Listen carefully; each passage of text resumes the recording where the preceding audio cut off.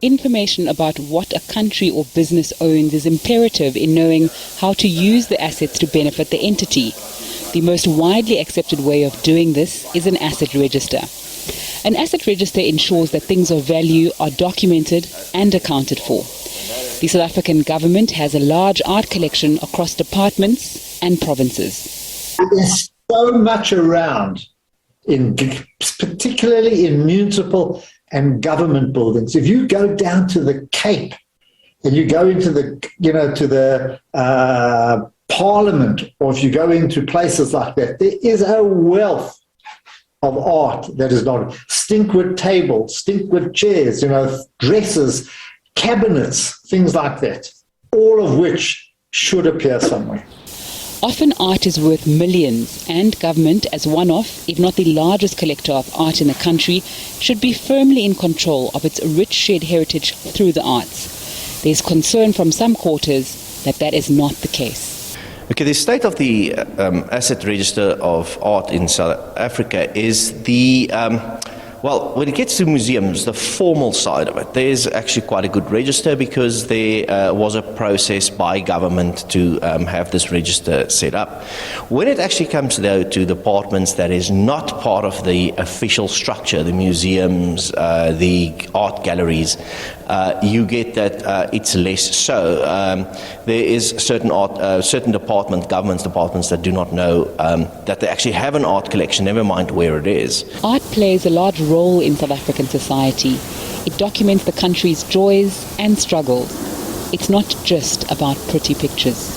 It is very important for the public sector to be able to share with the community what they have in their possession, because that becomes it's a treasure of the nation, and that's where the nation can reference where we've come from, where history tells the story of a nation, and so it's important for the public sector to be able to share with the community what they have in their possession. However, with the private sector, it's a little bit difficult because you cannot force people to share some of the things that they've accumulated and that they own.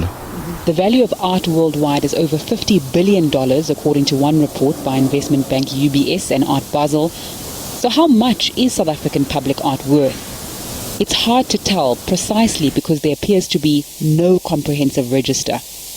When it gets to heritage lists and lists of artworks in South Africa, there was previous attempts to put things like this together.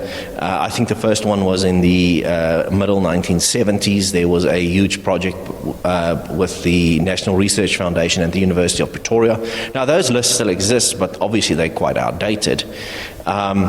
There was in the 80s also a project between the University of Johannesburg and the National Research Foundation to try and update it, but nobody actually knows where those the documents from that audit is. It was originally at the National Research Foundation, and they claim it went to the National Archive, but the National Archive does not have it. The SABC has tried on numerous occasions to get comment from custodians of public art on this issue, and we have not succeeded. What is the danger then of not knowing what assets you own? You just lose wealth. Somebody walks past and takes it off, and you don't even know it's gone, and you don't even know what you've lost there. And not only that, this belongs literally to the taxpayers or to the people of South Africa. This was bought with taxpayer money. It belongs to the nation. Although South Africa's art is worth likely in the billions of rands, it's not just about money. The value of art in a South African context is very, very key.